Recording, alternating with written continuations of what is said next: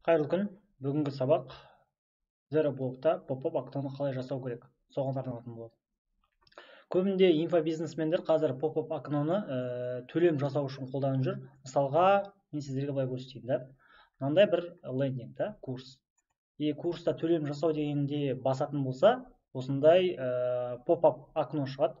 Ол поп-ап окнода курсқа қатысу үшін 10 000 теңге Каспий арқылы төлеңіз деп, Каспийдің мұнда номері тұрады. Мұнда чекті WhatsApp арқылы жіберу деген осындай всплывающий поп-ап окноны жиі көріп жүрген шығарсыздар. Енді осындай поп-ап окноны қалай жасау керек, мен сіздерге түсіндіретін боламын.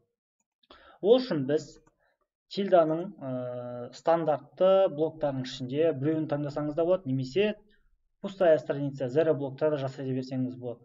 Мен мысалға мында кез келген бір стандартты блокты таңдай салайын. Осыны таңдадық. Осыны таңдай салайық.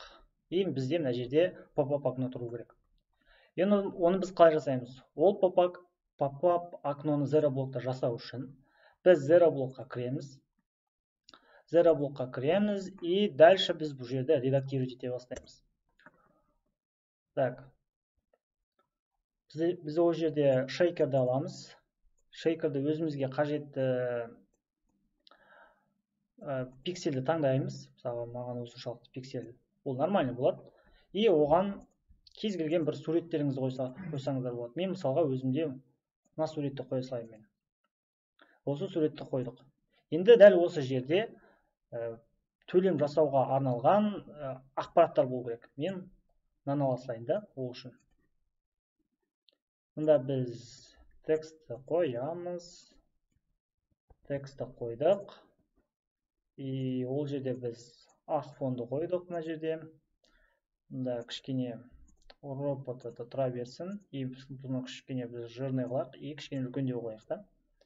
Дәл осылай үлкен қылайық. И дальше біз мына жерде image қосайық та. Қазір төлем жасау үшін Каспийдің картасының суретін қоюымыз керек. Ол үшін біз мына жерде Каспийдің суретін қоямыз біз анандай. Біз оны үлкейтеміз. Осыншалықты көлемде үлкейтсек нормальный болады. И оған біз ақпараттар қоямыз.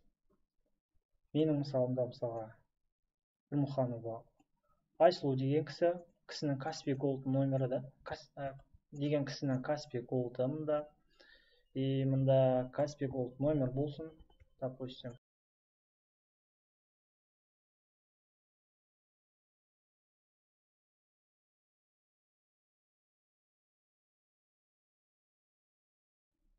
Каспий Gold номердің үстінен байынан басатын болсаңыз, сіз бұл жерді копировать етіп аласыз. Номерді жаттап жүрмей-ақ копировать ете саласыз. Сондай сізде мүмкіндік бар деп үстіп жазып қоямыз. И төлем жасап болғаннан кейін ол кісі оны бұлай ол кісі неге жіберу керек? WhatsApp-қа қарай жіберсін. Мысалға чекті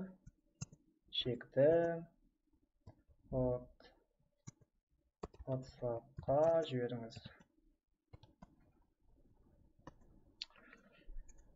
Чекті WhatsApp-қа жіберіңіз деген осында бір кнопка жасап қояйық. Бұл кнопқаны мына жерде радиусын кішкене өзгертейік. Радиусы 30 емес, давайте 20 болсын. Мынаны кішкене үлкейтеміз и дальше осылай жасаймыз. И телефон номерінде сотканың да версиясында дәл сондай болады.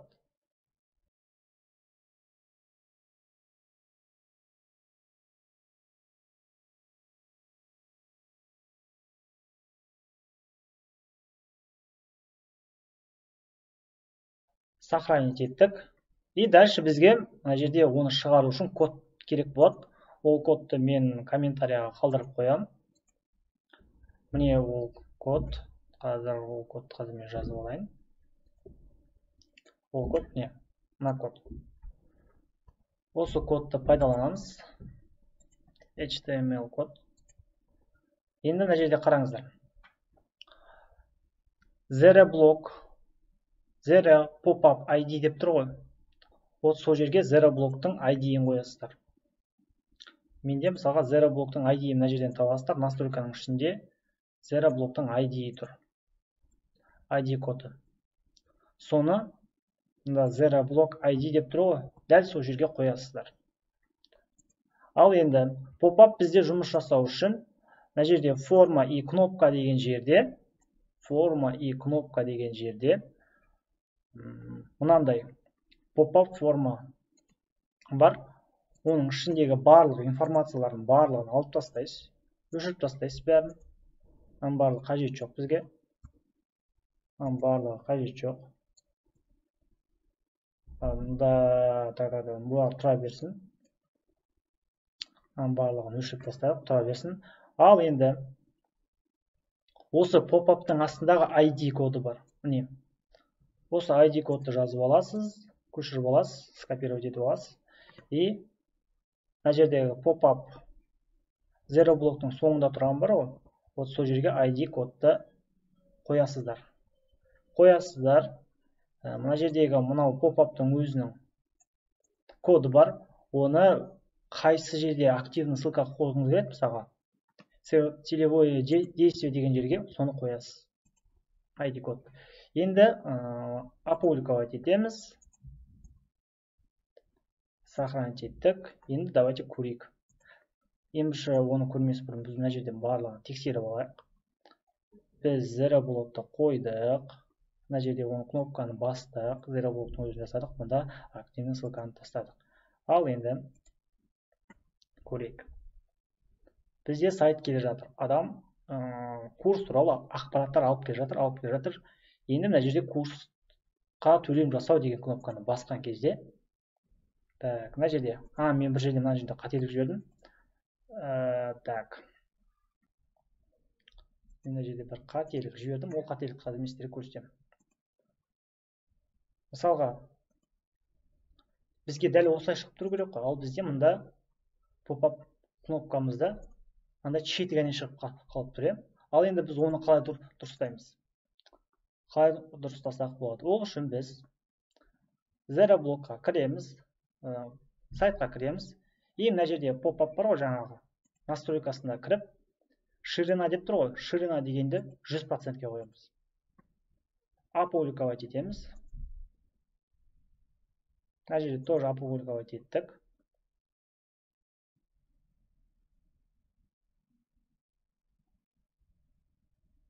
Опубликовать еттік. Мысалға курс туралы ақпарат келе жатыр. Енді мына жерде біз курсқа қатысу деген кезде дәл осындай чек түрі шығып келеді. Дәл осылай курсқа төлем жасаудың түрін жасасақ болады.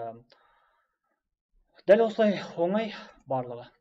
Ешқандай қиыншылық жоқ бұл жерде.